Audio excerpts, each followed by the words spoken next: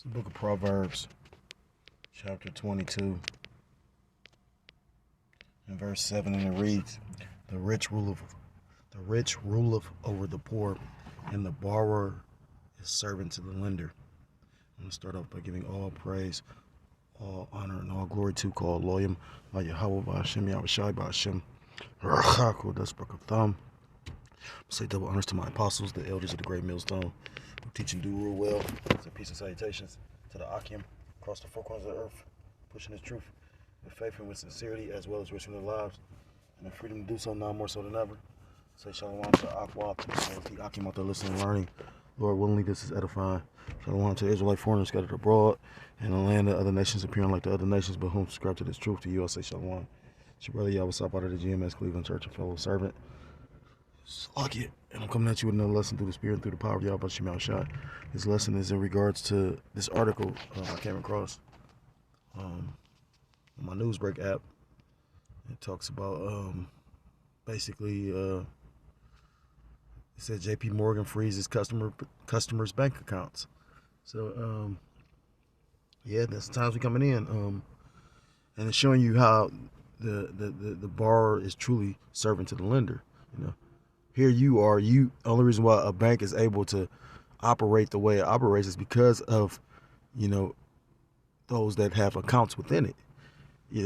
And now they telling you. Well, we was bringing this out months prior though. Like when you go into when you sign up for a bank account and that paperwork that you receive, like those are our contracts. And Esau Edom basically used a lot of witchcraft with his pen.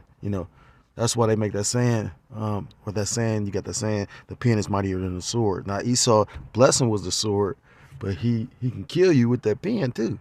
Because again, when you go into cursive, the art of cursive writing, that's all witchcraft. It's a lot of, this system is not what you think it is. But point being, although you think it's your money, it's not your money. Once you put it in a system, then you got, Esau's, system where you got, you had bailouts and now you got these bail-ins. So these, financial institutions basically can confiscate and take your money.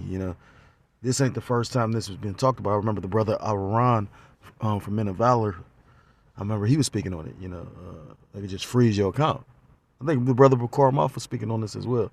So, it's not coincidental that this is all happening at a time when, we are in a financial crisis in this country. Then you got people that's struggling to survive, and yet still the Biden administration hires all these tax collectors with the ability to basically carry,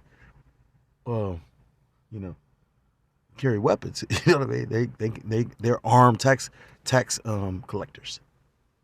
Where they do that at, huh? In Babylon the Great, aka America. So I'm gonna bring out a little bit of this article. Lord willingly, this is edifying. It says JPMorgan freezes some customers' bank accounts. According to the latest report, check them out below. It says it's been just revealed that the fact that JPMorgan is persistently discriminating against its own clients and closing bank accounts without warning. This is according to the Republican attorneys general from 19 states. Salaki.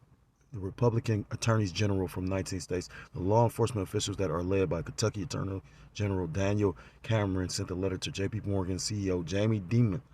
I think brothers called him Demon. They say, I think his name's pronounced Diamond, but I believe it's Bakar Moff. Bakar Moff was like, Jamie Demon. That nigga's a demon. Because 9 out of 10, you got to remember these financial institutions are basically in cahoots with this whole system of this new monetary system. They're aware of what's about to happen. That's why, you got these different countries. They're talking about how you got all these different countries that's on board of basically transitioning to, a digital currency. It says they were stating that the banking giant's practices go against the company's own policies on equality. The letter which has now been published by the Wall Street Journal states that JP Morgan has repeatedly discriminated against customers, and this was reportedly based on their religious or political beliefs. See, I didn't see that coming. I thought they were just doing it because I believe it was the brother Ron. He was talking about. I think he was it was an article from a perspective of an individual. So basically, they was talking about it was an individual that was from another country, But and that individual went to go try to eat. You swipe his card, it didn't work. Went here, tried to swipe his card, it didn't work. Finally contacted the bank, and the bank had froze the account, trying to justify it by saying that they didn't know, or he had to prove, some kind of way. Came in with some bullshit, and basically seized his money. I believe he was a foreigner. I believe he was like Ishmael or something. The letter, which has now been published, I read that part, says it is clear that JPMorgan Chase and Company has persistently discriminated against certain customers due to their religious or political affiliations. This discrimination is unacceptable. Chase must stop such behavior and align its business practices with the anti-discrimination policies that Chase proclaims. But there was a statement made by Meyer Amschel Rothschild that basically said, give me control of a nation's money, and I care not who makes the laws, because I'm gonna make the laws because I control the money. They talk about, what's that, cream crash rules everything around me. But the scriptures, talk about not to store up your treasures on heaven. You're gonna have people that's gonna really sell their souls for some digital currency. Some money that they can't see. All in order to survive in this wicked ass existence you call life in Babylon the Great, which is really hell on earth. This is the Attorney General cited the sudden account closure of a religious liberty organization. This was cited as an example of the bank's discriminatory practices. I mean, you go into the scriptures talk about how Esau Edom will use you if he basically he'll deal with you if he can use you, roughly paraphrase. I know it's in the book of Sirach or the Apocrypha. So, remember Esau Edom makes all these allegiances and these deals with these different countries, but ultimately, these different nations, but ultimately, like I said, like that's like with this system, he tells we all gonna get along, we all gonna be one, but then he wants to be the one on top. Made me think of Lord of the Rings, the one ring to rule them all. He made all these rings, but then there was one ring that was the master ring. That's Esau Edom when you go in there. There's a lot of lure behind that game, not Game of Thrones. There's a lot of lure behind the Lord of the Rings as well. In May 2022, Chase abruptly closed the National Committee for Religious Freedom's checking account. NCRF is a nonpartisan, faith-based non-profit organization dedicated to defending the right of everyone in America to live one's faith freely. Now, I'm not going to read too more after this, but take the time to think about this. This is a major organization, and they was able to just shut their shit down. So what do you think they're going to do to the average Joe Schmo citizen, Edomite to two-third nigga to whatever?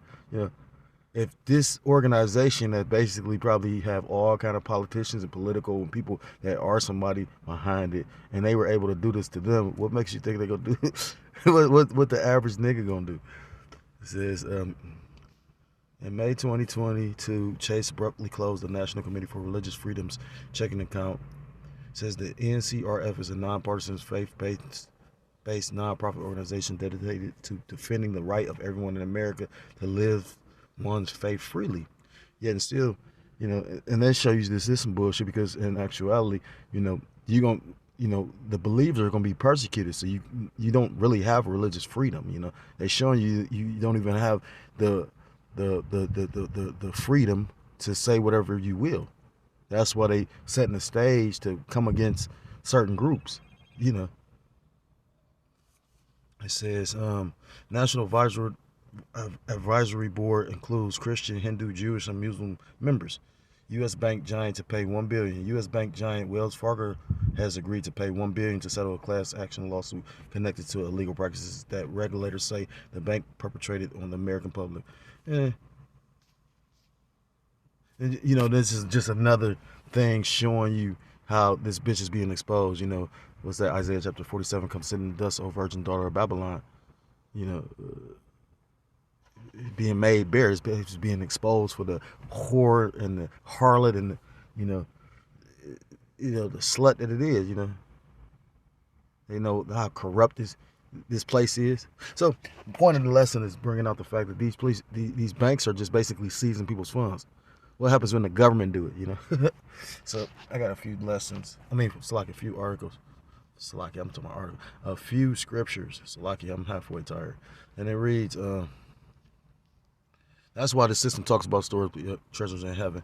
You know, it's the book. Matter of fact, I'm gonna start with that. This is the book of Matthew chapter 6, and I'm gonna start at verse 19, and it reads, "Lay not up for yourselves treasures upon earth, where moth and rust doth corrupt, and where thieves break through and steal. But lay up for yourselves treasures in heaven, where neither moth nor rust doth corrupt, and where thieves not break through nor steal. For where your treasure is, there will your heart be also." So, and that's why we equate this truth to the ultimate treasure, because we could have been just as blind as the rest of these people. You got brothers that basically walked away from lucrative careers. You have brothers that's in entertainment, sports, all kind of stuff, and that was their lot. They was the Lord testament, you're gonna get this up for me. And you're gonna have men that's gonna actually lose their life, for the Most High's sake. We live in a world where basically, literally, you're not gonna own anything. And like that devil said, you're gonna own nothing and still be happy. Everything will be monitored. You won't have any freedom.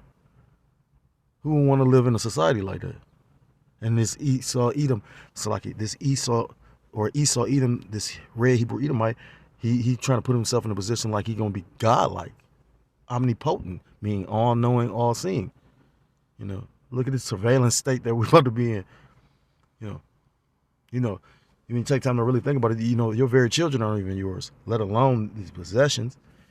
That's why Yahweh Shah said that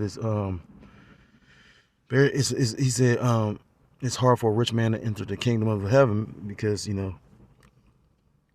don't want to depart with the things and the ways and the things they had in this world. When you go into certain customs, like the Egyptian customs, they would basically bury them with some of their treasures. I don't know if the Vikings did that. I would, basically, when I've seen it in movies, I don't really know if that was all factual, but they would, when a Viking basically was basically had a funeral, they would put him on a ship and basically put certain possessions on it, and then they would light the ship on fire. I know, like I said again, the Egyptians, they would, that's why you had tombs. And that's why, like with King Tut in the Mummy, the movie The Mummy, when they went into the mummy's tomb, it was riches and gold, because of the fact, they thought that they could take those things in the world with them in the afterlife. But you can't. You can't. Like I said, you got to understand, you're a spiritual being in a physical body. This is all gonna pass away. The only thing that's gonna live is the spirit. But Salaki, I didn't mean to digress. So, and you got 2/3 of our people, as well as the heathen, that basically are brainwashed by Esau Edom, because, Esau Edom is a covetous man. It tells you that multiple times in the scriptures. And he has the world, tells you in the book of Sirach, chapter 10, about how the judge of the city is, so is the people. So if the judge of the city is a corrupt, or he's covetous, or he's a homosexual these things are pushed. It's just like, for instance, a parent. A parent, if they are a wicked-ass individual, like if they a dope dealer or a crackhead or a prostitute, 9 times out of 10, they're going to emulate, or the child is going to emulate what they see. Children are like sponges. Now it's very rare that you got parents that can separate what they do. Not come to find out, they say Big Meech was like that. The dope dealer. Demetrius. What's his name?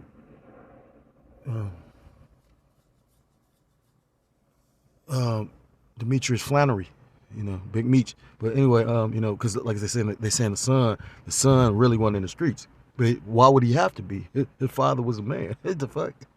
So anyhow, this devil has created a system where everybody is trying to covet as much money as they can, and life is not about money. Life is about this wisdom, knowledge, and spiritual understanding. The scriptures talk about money as a defense, so money isn't evil, but the love of it is evil. You know what I mean? Because you'll have men that'll kill you for your money. You have women that'll do all kind of. You have a lot of people that, you've had men that compromise they soul by, like in Hollywood today, or Hollywood. You have men of our nation that do compromising things for money. I was looking at how that guy Jonathan Majors, literally had bad luck after he got in that Creed movie. You know what I mean? Like literally came out with a couple movies. He had movies, and then literally It was just like the Lord set him up for, and through the Spirit, I think he a Jake, like real talk. Well, you can see a Jake. He talented, you know, and them curses start coming out, you know what I mean? Like he probably did something, I don't want to falsely accuse, but we all know Holly Weird is truly Holly Weird. So, this is a scripture in the book of Proverbs. This is spirit because I was just speaking on that guy, Jonathan Majors. This is the book of Proverbs, chapter 15 and verse 27. He that is greedy of gain, trouble with his own house, but he that hateth gifts shall live. Esau, basically, it tells you in the scriptures that a gift destroyeth the heart. Like literally this devil, his gifts aren't life-giving, and why would they be? This man is the son of perdition, meaning when you go to the word perdition, it means destruction. He's the son of death. He is as death, like the book of Habakkuk chapter 2 says.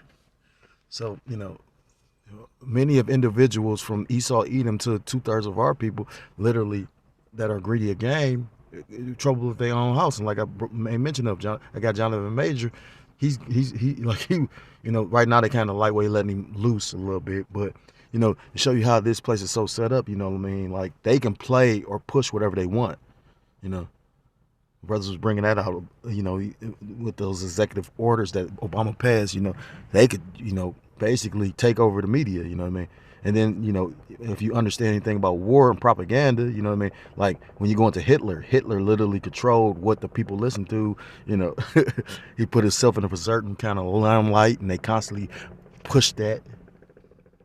And America does the very same thing. I believe even the color codes, that was in Nazi Germany under Hitler's regime. That color code, this is red means this and blue means this and yellow means this. So let me get something else. This book of I got Habakkuk to say, because what's the point of literally sacrificing for this money when you go in the book of Habakkuk chapter 2, verse 6, it says, shall not all these take up a parable against him? And who are they taking up a parable against? Esau, Edom, the red Hebrew Edomite, and said a taunting proverb against him and say, woe to him that increaseth that which is not his. Again, when he's going into Esau, Edom being covetous. The Lord gave each nation their own allotment of land, but this devil wants to be in everybody's land. He wants to manipulate you out of your land. He wants your land and his land, It says, that which is not his, how long? And to him that ladeth himself with thick clay. When you go to that word clay, it's a batya, and it basically goes into debts. So the clay in America is this monetary system, and to the point where it's just debt. And that's why this system, when you take time to think about it, it's very ingenious because, America has the world reserve currency and all the currencies around the world will be affected because America's currency is affected. So it's going to be a domino effect. When this place falls, a lot of places are going to fall along with it in order to bring in a new system. The difference between the men in this truth and the regular individuals or the regular Babylonians, because we aren't Babylonians, we know who we are through the spirit and power of Yahweh Shem Yahushua. Romans chapter 8 says the spirit beareth witness with our spirit that we are the children of the Most High. We understand that basically this devil is going to crash this system in order to bring in a system that he can completely control everything. If he gonna have the power to stop you from eating or allow you to eat. He will be kind of like a god, like for real. And that's some wicked. Scriptures talk about his wicked devices, the devise of evil on his bed. You gotta remember these is centuries in the making. Plotting. If this ain't the devil, who is it? It's the book of I read that. I'm gonna end with this. It's the book of because at the end of the day, again, you're gonna have people that's gonna really sacrifice to try and hold on to the system, or they're gonna do compromising things for money. But it tells you in the book of Proverbs, chapter 11, riches profit not in the day of wrath, but righteousness deliver from death. So in the book of Ezekiel talks about how they're gonna cast their silver and gold in the streets, because silver and gold and money are a defense. And basically, how does it go? It says basically, money answereth all things, but at the same time, money's not going to save you. You know what I mean? I literally just read it. Riches profit not in the day of wrath. It's going to be that mark of exemptions that's going to profit, you in the day of wrath. on the day of the Lord's judgment. That tuah, that mark of exemption in Ezekiel chapter 9. So, with that all being said, things are really turning up. These devils really showing their horns more and more, being more bold and tyrannical. And that's why we need our big brother, who you ignorantly call Jesus Christ, whose true name in the Hebrew is Yahweh Ba'ashem Yahushua, or Yahweh Shah Mashiach, meaning he saves or he delivers, to come back to deliver his elect. So with that, I'm going to give all praise, all honor, and all glory to Yahweh Ba'ashem Yahushua Ba'ashem Rachak. Yahweh Ba'ashem Yahushua Ba'ashem Rachak with his work of thumb. I want to say double honors to my apostles, the elders of the great millstone, teaching do real well. I say peace and salutations to the Akim across the four corners of the earth, preaching his truth and faith and sincerity, as well as risking their lives and their freedom to do so, now more so than ever. I say shalom to the Akwat, as well as the Akim out there listening and learning. Lord willingly, this is edifying. Shalom to the Israelite foreigners scattered abroad in the land of other nations, appearing like the other nations, to whom subscribe to this truth. To you, I say shalom. The next time I'm able to come with another lesson, I say shalom, shalom, and walk like a ball, shalom.